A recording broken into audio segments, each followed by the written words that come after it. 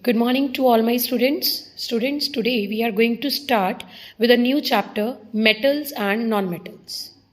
Now, as we have studied in the previous classes that elements, depending on the physical properties they have, physical properties, when we say it's about the appearance, it's about the type of luster, it's about the color they have, it's about the shape they have. So depending on that, the elements are divided into main three categories. And what are those categories? Metals, non-metals and metalloids. Okay, so same is the name of our chapter, that is metals and non-metals. We have done this chapter in the previous classes also, so it's quite easy chapter for all of you. So let us begin with the chapter. So the independent, what is an element firstly? Now many of you are confused in it that what an element is. So as I told you before also, that element is the independently existing form of a matter. Okay, जैसे अब sodium है, it exists as a single atom in the nature. So that single atom is the element of sodium. But if we talk about oxygen, then oxygen exists as O2. So O2 is the element of oxygen. Now, sodium, as I have taken the example of sodium, so let us talk about that only. Sodium is a metal and oxygen is a non-metal. Now we know it. Okay, we know it on our previous chapter knowledge because the sodium, it comes on the left side of the periodic table and oxygen comes on the right side of the periodic table, right? And sodium is solid and oxygen is gaseous. So that's why we say that it is a metal and it is a non-metal. But what are other properties on the basis of which we can categorize? Ab maan lo, if someone doesn't have the knowledge of periodic table, so it means that that person can't categorize that it is a metal or it is a non-metal. No, you can ask anyone and that person can answer. So on what basis that person is answering you, that we are going to do in this chapter. Okay, so let us start with the concept. Metals and non-metals have different physical as well as chemical properties, and firstly we will discuss about the physical properties. So metals, they are lustrous. Lustrous means they are shiny in the appearance, but non-metals do not have luster. Now we have also done with the exception in the previous class also. What is that exception? Yes, iodine. Iodine is a non-metal, but still it is lustrous. Then metals are hard, but non-metals are soft. Again, we are having an exception in it. Metals hard hoti hain, but the sodium and potassium, these are the metals which are soft. They can be cut with knife. Then metals have high density and non-metals have low density. Metals are malleable and non-metals are non-malleable. Metals are malleable. What is meant by malleable? That they can be drawn into sheets. Okay, so that is the property of malleability.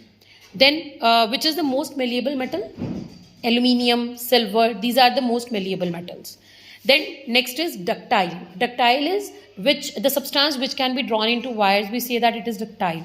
So metals are ductile in nature and non-metals are non-ductile in nature. And which is the most ductile metal? That is silver and gold.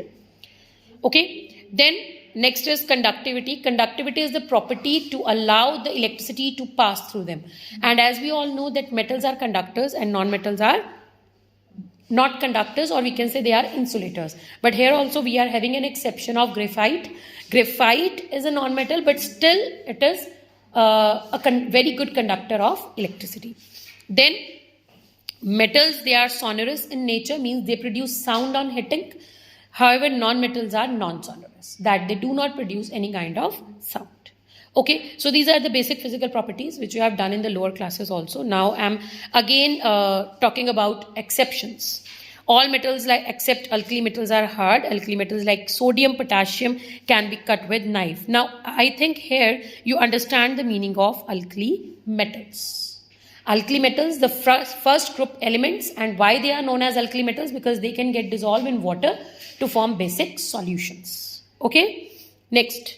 All metals are solid at room temperature, but only mercury is the liquid at room temperature. Then all non-metals जो है वो generally gaseous होती हैं, but bromine एक non-metal है जो liquid होती है. Then the most abundant metal in the earth crust is aluminium. Aluminium is the most abundant metal. जितनी भी metals होती हैं उनमें से सबसे ज़्यादा aluminium present है in the earth crust.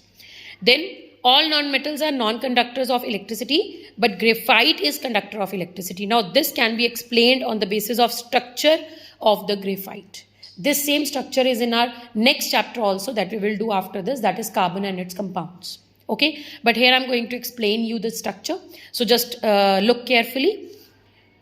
Carbon, as you all know, that carbon has an atomic number of 6, so it has a valency of 4. Carbon का एटॉमिक नंबर 6 है तो उसकी इलेक्ट्रॉनिक कन्फिग्रेशन हो गई 2-4, so it has a valency of 4. Okay, now it has a valency of 4, so it can make 4 bonds, but in this you can see that carbon has made only 3 bonds and 1 electron, this golden dot, this is the 1 electron which is left free with each carbon. Now this each carbon has triangular structure. Now this triangular structure is planar. Planar means like this page, a 2D structure. This you must have done in your maths, that it has a planar structure. अब जैसे ये page है ना, I can have this sheet over one sheet, and this sheet you can see it can slip, and same kind of structure is in graphite. Okay, graphite का भी ऐसे ही planar layered structure होता है, sheets होती हैं, one sheet over the other, and these electrons, these keeps on moving between the sheets of graphite. Okay, which makes graphite soft, conducting, slippery, acting as a lubricant. Many properties change because of these electron clouds. Okay, so next, the most abundant non-metal, like most abundant metal was aluminium, and most abundant non-metal is oxygen. Then the most non-metals are non-lustrous, but iodine is lustrous. The non-metal have, most of non-metals have low melting point, but only diamond has the highest melting point. So these exceptions you need to know and you need to learn also, because a lot of questions comes out of these. So these were the physical properties of metals and non-metals. In the next video, we will start with the chemical properties. Okay, students, thank you.